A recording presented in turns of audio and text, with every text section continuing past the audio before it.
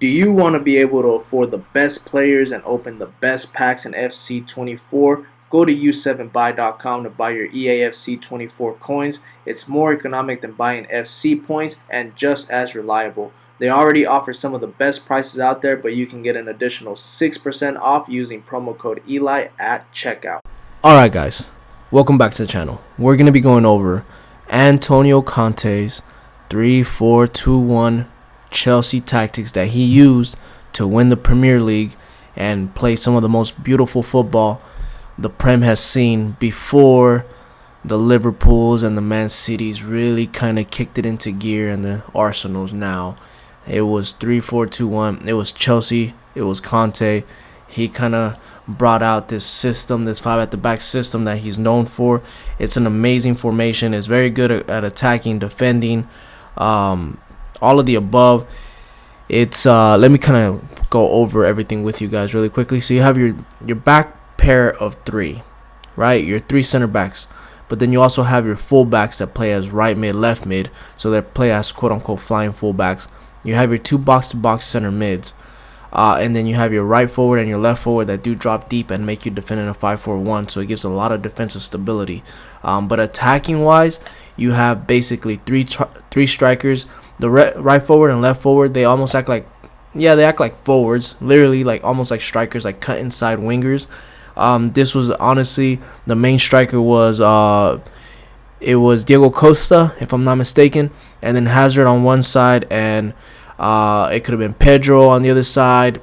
Different wingers at different given moments here, but Hazard had the freedom to score as many goals as he wanted in this formation. You had your 2 center mids. You had Matic on one side, or Cesc Fabregas, and you had the little engine that could in Conte on the other side, just kind of bombing forward, defending, being all over the place. He's what really made this formation succeed, because he was a stay back center mid, and he unlocked a box-to-box center mid next to him and let him just kind of attack, float around, go anywhere, do through balls, over the top through balls, long range finesse shots, whatever he needs to do.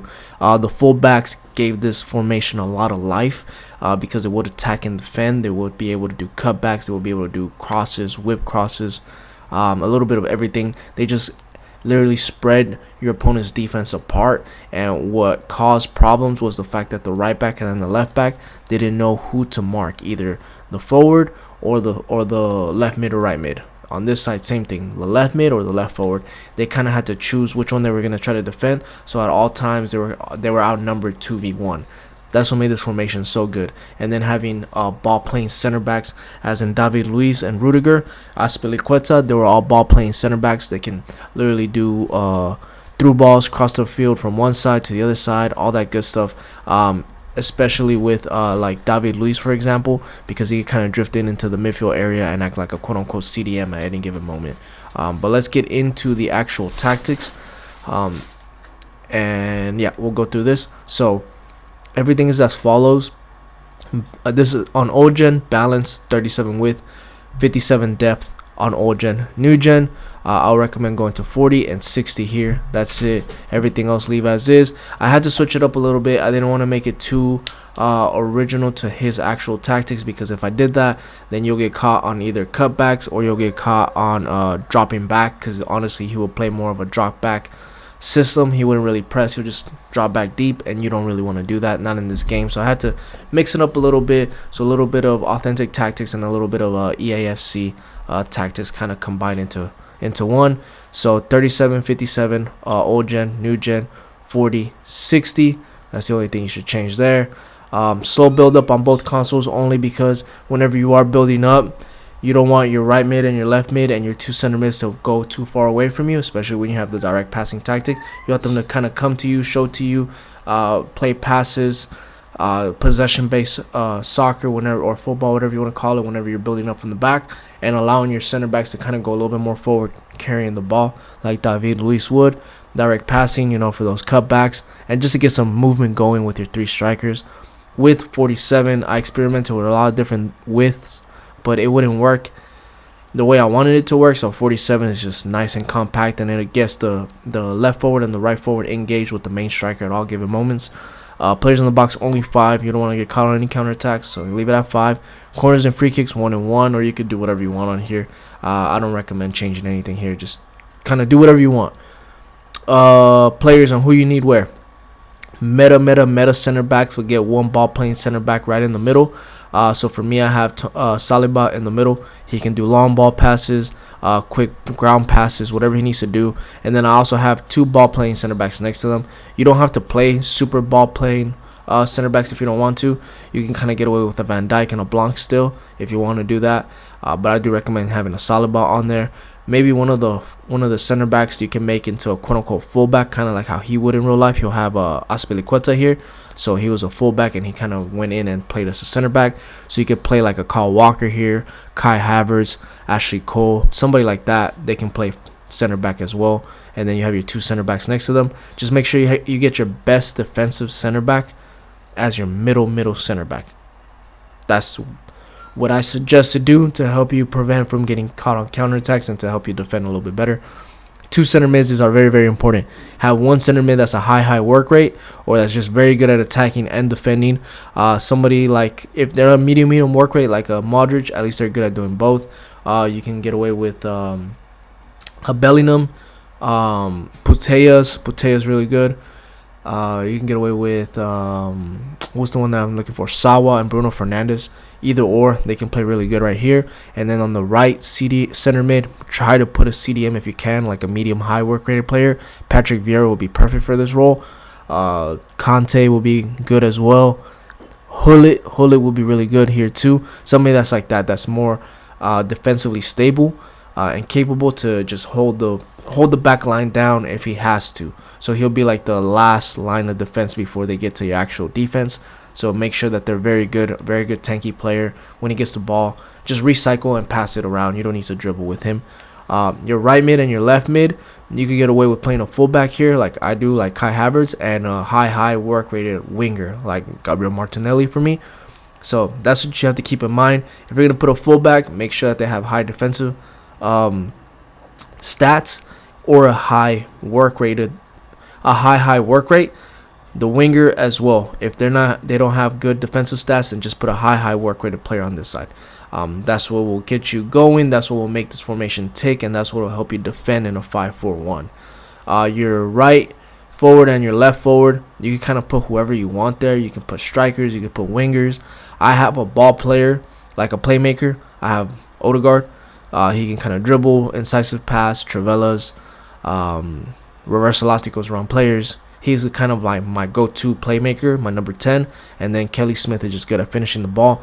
And Henry is more of my target man striker. Somebody that can hold up the ball, do a quick 1-2, and then send it over the top through ball to be able to score those quick, not even cutbacks, because you can score a lot of cutbacks with this formation because you do have a lot of support from the wings.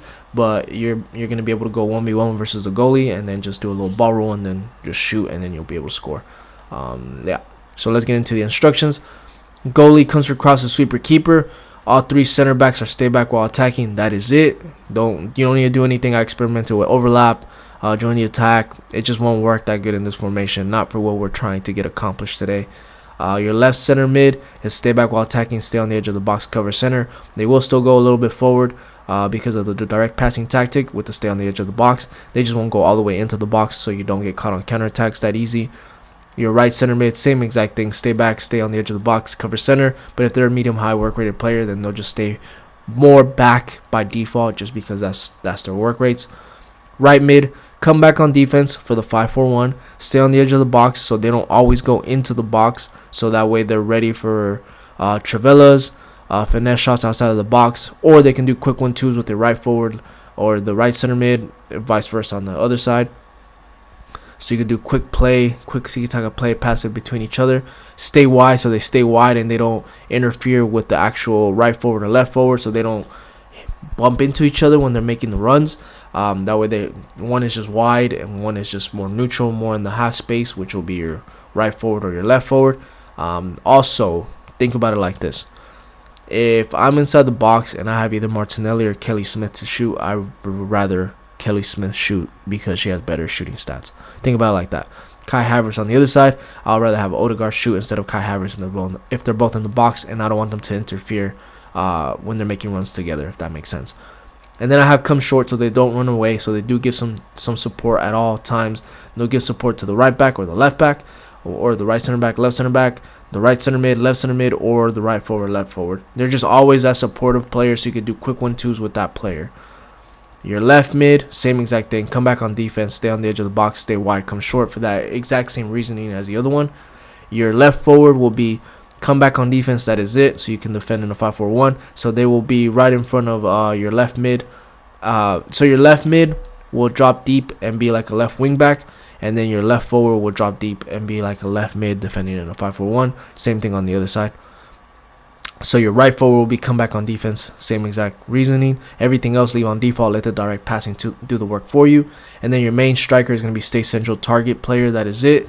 The reason why we have target players because that's how Diego Costa will play. He'll be more of like, let me put my back up into my opponent's defender, hold the ball, do a quick 1-2, and then you unlock him, and then he's able to score goals. So just keep that in mind. They're not going to be running away from you, which is good because you don't want him to run away from you all the time. That's why you have your other two forwards. They can run, they can do creative passes, they can do creative runs, whatever you want them to do. You just want him to be right in the middle as an outlet player. So let's say you are getting pressed and you just want to clear the ball and send the ball out. If you have a good big target man striker like I do, like Henry, or like Boniface, for example, he'll just chest down the ball, hold the ball, and wait for the support to come, and then you attack through the wings, and then you do cutbacks. That's basically the way to play this. I will probably post some gameplay later on this formation, just because it is a little bit of a complex formation. Just give me some time, and I probably will. If not, let me know down below what other tactics you guys want me to do. I am working on some updated Barcelona tactics, Liverpool tactics, which I'll post maybe tomorrow.